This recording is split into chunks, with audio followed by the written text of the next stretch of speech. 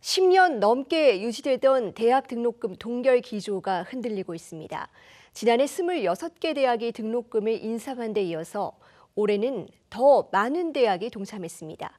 이 고물가 속 학생들의 부담이 커지는 가운데 대학의 재정 구조를 개선해야 한다는 목소리도 나옵니다. 먼저 영상부터 보고 오겠습니다.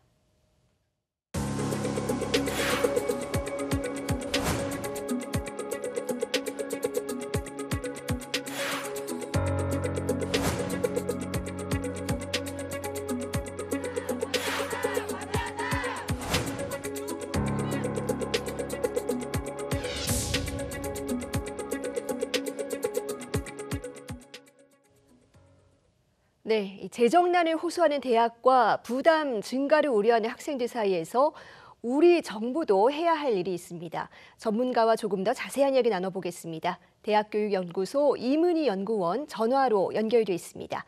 연구원님 안녕하세요. 네, 안녕하세요. 네, 지금까지 학부 등록금을 올리기로 확정한 대학이 4년제 일반 대학만을 기준으로 해도 이미 50곳 넘었습니다. 이렇게 대학들이 일제히 등록금 인상에 나선 배경 뭐라고 보시는지요? 네, 우선은 인건비와 각종 물가가 인상되면서 지출 요인이 늘어서 재정이 어렵다고 합니다. 여기에 최근 학생 수가 지속적으로 감소하면서 등록금 수입이 줄었고 또 오랜 기간 등록금을 동결해 왔으니 이제는 인상이 필요하다는 입장인 것 같습니다. 네, 대학들은 재정난을 호소하고 있습니다. 하지만 이 학생들은 대학이 정작 쌓아두고 있는 적립금이 많다면서 등록금 인상에 반발하고 있는데요. 연구원님께서는 지금 이 대학의 재정 상황 어떻다고 진단하십니까? 대학마다 상황을 좀 다르게 봐야 될 것 같습니다. 등록금 동결과 정부 재정 지원 부족으로 재정적 여력이 없는 대학이 있는 반면 미래에 대한 투자 목적으로 수천억 원의 적립금을 보유하고 있는 대학도 있습니다. 전체 사립대학이 보유한 적립금은 총 10조 원에 달하는데요. 적립금이 많은 대학이라면 이런 대학들이 재정적 어려움이 있다 하면 보유하고 있는 적립금을 적극 활용해야 하는데 미래 투자 대비용이라면서 적립금 활용에 소극적이고 오히려 적립금을 늘리는 대학들도 있습니다. 적립금을 둔 채 등록금을 인상해서 재정을 확충하려고 하니 등록금을 납부하고 있는 학생이나 학부모들 입장에서는 동의하지 못하고 있는 현실입니다. 네, 대학마다 상황이 다르다는 지적도 해주셨습니다. 그런데 이 등록금이 올라가는 만큼 이 학생들에게 돌아가는 혜택이 늘어나느냐도 고민해 볼 부분입니다. 만일 대학에서 등록금 인상을 결정한다면 이 재정을 어떤 방식으로 활용해야 한다고 보시는지요? 저는 우선 두 가지를 말씀드리고 싶은데요. 우선은 등록금을 인상하는 대학은 정부가 지원하는 국가장학금 이 유형을 받을 수가 없습니다.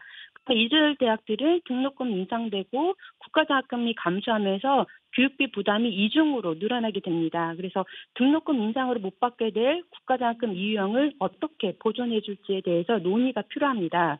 그리고 두 번째로는 교육과 연구 여건을 어떻게 차용해야 될지에 대해서 예산 편성 과정 또는 이후 추경 예산 편성 과정에서 대학 구성원들과 학교 본부가 함께 논의하는 것이 필요합니다. 무엇보다 적립금 축적에는 절대 사용되어서는 안 됩니다. 네. 이 등록금 인상 기조는 이제부터가 시작이라는 전망이 많습니다. 그렇다면 이 등록금 의존율이 높은 우리 대학 구조상 학생 부담이 늘 수밖에 없을 텐데요. 이 주요 선진국들과 비교해 봤을 때 우리 정부의 고등교육 투자 어떻습니까? OECD 국가들은 평균적으로 GDP 대비 1.0%를 정부가 고등교육에 투자하고 있습니다. 하지만 우리나라는 2023년 기준으로 했을 때 0.8%가 채 안 됩니다. 최소한 OECD 수준을 목표로 정부가 고등교육 재정을 확대해야 되고 그러기 위해서는 현재보다 약 5조 원 정도가 추가 지원될 것으로 전망하고 있습니다.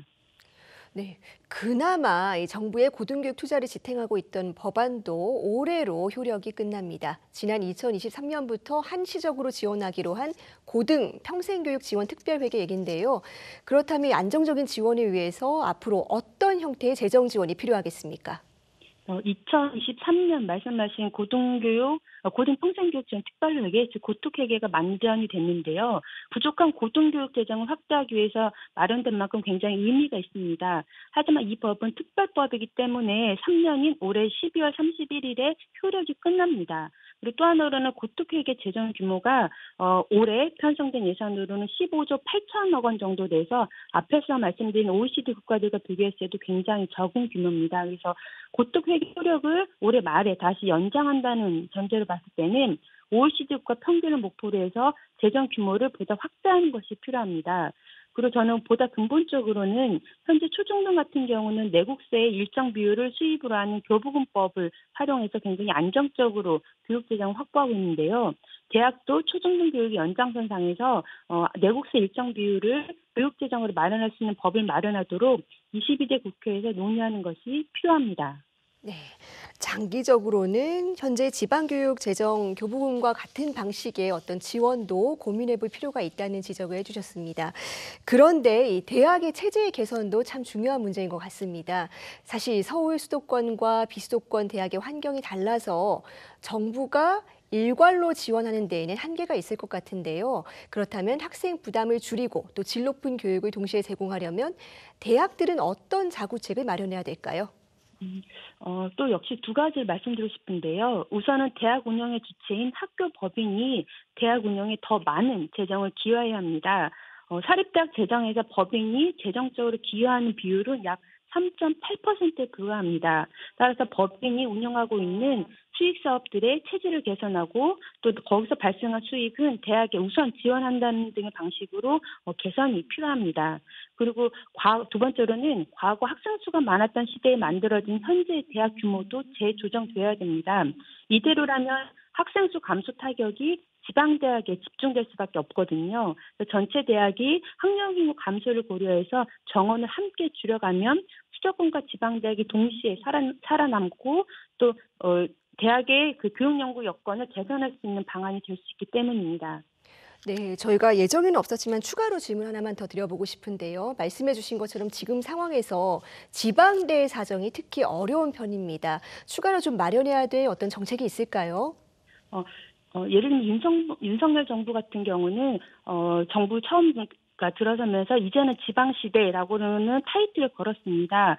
하지만 수도권 대학들의 첨단 분야 정원을 늘려주고 반도체 등등에서 첨단 분야 관련돼서도 수도권 어마어마한 산업단지를 마련하면서 실질적으로는 수도권 대학에 더 많은 지원을 해주고 있거든요. 그래서 따라서 정부가 말로만 지방대학 육성을 할 것이 아니라 수도권과 지방대학이 함께 설 수 있도록 첫 번째로는 정원 감축에 대한 정책, 두 번째로는 지방대학에 대한 보다 더 두터운 재정 지원을 하는 것이 필요할 것으로 보입니다.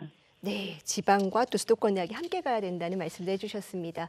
급격히 치솟은 생활물가의 학비마저 인상이 결정되면서 학생들의 부담이 너무나 커지고 있습니다.